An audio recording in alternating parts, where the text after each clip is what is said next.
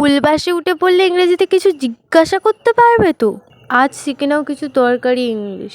First, এই বাসটা কি এক্সপ্রেস নাকি local? Is this an express bus or a local bus? Second, বাসটা কি মাঝপথে থামবে? Will the bus stop on the way? Third, সামনে কি সিট পাওয়া যাবে? Is there any seat available in the front? Four, তার আগে বলি hello everyone, welcome back to my channel.